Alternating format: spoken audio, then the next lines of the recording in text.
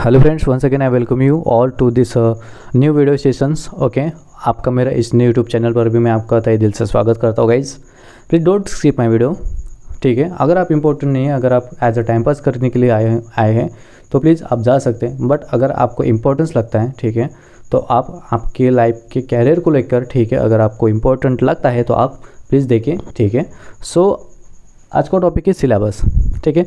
सो अगर आप एमपीएससी यानी कि स्टेट सर्विस कमीशन और UPSC union public service commission की प्रिपरेशन कर रहे हैं तो इसमें एक सिलेबस का क्या रोल होता है, सिलेबस इम्पोर्टेंट क्यों है, सिलेबस को जानना इम्पोर्टेंट क्यों है।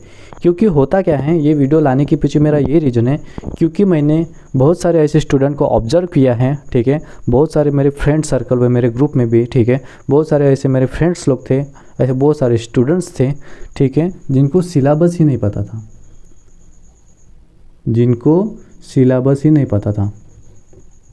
यूपीएससी के बारे में बोल रहा हूँ मैं, ठीक है। क्या कर रहे हो भाई, अगर पूछा भाई प्रिपरेशन काहे की कर रहे हो, तैयारी काहे की कर रहे हो, भाई मैं यूपीएससी की प्रिपरेशन कर रहा हूँ। अच्छा, यूपीएससी की प्रिपरेशन कर रहे हो, सिलेबस पता है? हाँ, सिलेबस तो पता है। फिर बताओ सिलेबस बताओ तो क्या है।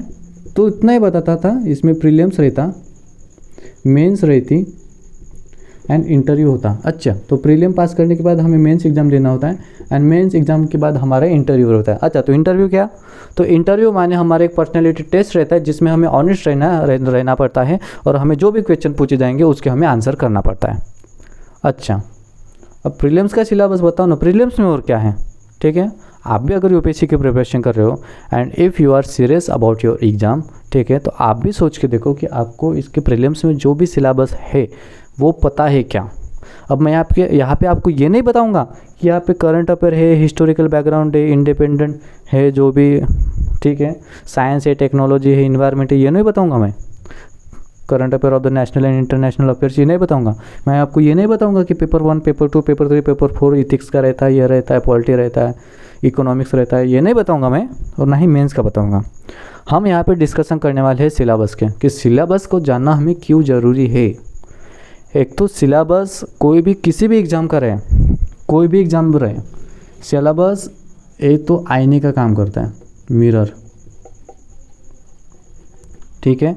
वो आपको बताता है, जैसे हम आईने में अपने खुद को देखते हैं, हम खुद को देखते हैं, हमारे बाल सेट करते हैं, हम पाउडर लगाते हैं, जो भी, ठीक है, हम देखते हैं खुद को कि हमारी बियर्ड कैसी है, दाढ़ी तो बड़ी नहीं है, अच्छा तो नहीं दिख रहा हूँ मैं, ऐसा हम देखते हैं और उसके हिसाब से हम अपनी हेयर स्टाइल करते हैं, पाउडर लगाते हैं, ठीक है।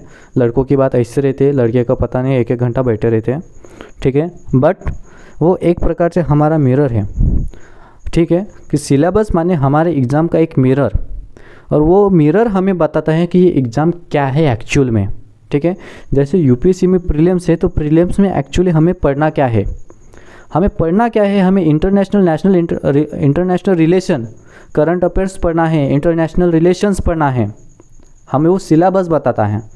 हमें इंडियन हिस्ट्री पढ़ना है, ये हमें सिलेबस बताता है। एंशिएंट हिस्ट्री पढ़ना है, ये हमें सिलेबस बताता है। इंडियन जियोग्राफी पढ़ना है, पॉलिटिकल जियोग्राफी पढ़ना है, ये हमें सिलेबस बताता है।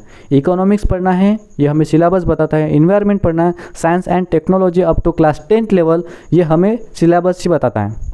तब हमें समझ में आता है कि हाँ, मुझे ये सब्जेक्ट पढ़ना है और इस सब्जेक्ट के लिए मुझे कौन कौन सी बुक पढ़नी चाहिए, ये भी आपको सिलेबस ही आइडिया देता है कि हमें क्या पढ़ना चाहिए।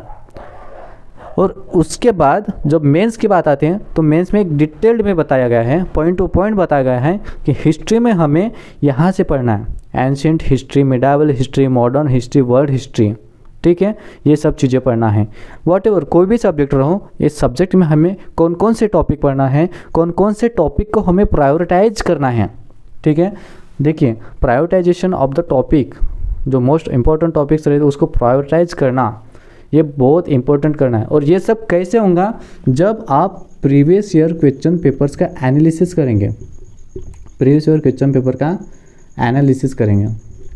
जब हम प्रीवियस ईयर क्वेश्चन पेपर का एनालिसिस करते हैं तब हमारे ब्रेन में एक टाइप का पैटर्न बन जाता है, एक टाइप का पैटर्न बन जाता है, और फिर हमें आइडियाज़ आते हैं, फिर हमें आइडियाज़ आने स्टार्ट होता है कि ठीक है, हमें नेशनल एंड इंटरनेशनल रिलेशनशिप में क्या पढ़ना चाहिए।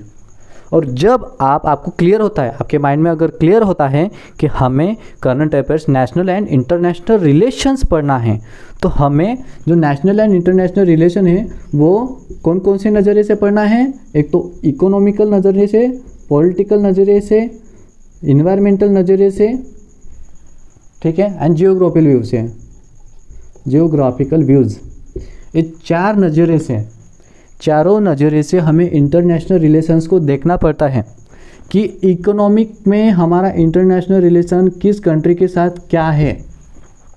करंट अफेयर्स में हमें ये न्यूज़पेपर बताता है, न्यूज़ बताते हैं, जो भी बड़े बड़े गवर्नमेंट्स के कॉम्पिटिटिव एग्जाम्स की जो प्रिपरेशन करके देते हैं, जो साइट्स हैं, दृष्टि हो गए, वाजीराम IAS, वो एनालिसिस बताते हैं कि इकोनॉमी में हमारे इंडिया का रिलेशन भूटान के साथ ये रहा, हमारा व्यापार ऐसा रहा, और हमारे इसमें से जो भी जो मतलब क्या है, आयात निर्यात कौन सी चीज़ हुई, क्या हुआ, ये सब हमें न्यूज़पेपर बताता है। पॉलिटिकल व्यू हमारे किस कंट्री के साथ कौन से रिलेशन कैसे है, किस कंट्री के साथ हमारे रिलेशन बिल्डअप हो रहे, किस कंट्री के साथ हमारे रिलेशन ख़राब हो चुके हैं। अब वो रिलेशन अच्छे हैं, जिस कंट्री के साथ भी हमारे रिलेशन अच्छे हुए हैं, उस कंट्री का हिस्ट्री में हमारे हिस्ट्री में उस कंट्री के साथ संबंध कैसे थे, इसके ऊपर भी एक आध क्वेश्चन पूछ सकता है। सो ऐसे हमें माइंड लगाना है और इस टाइप से हमें पढ़ाई करनी होती है। इन्वायरमेंटल की नज़र से हमें यही देखना है, इन्वायरमेंट की नज़र से, ठीक है, जियोग्राफिकल व्यूज़। तो ये सारे चारों नज़रिए से हमें एक पॉइंट को देखना होता है और उस चारों नज़रिए से हमें वो पढ़ाई करना होता है, ठीक है।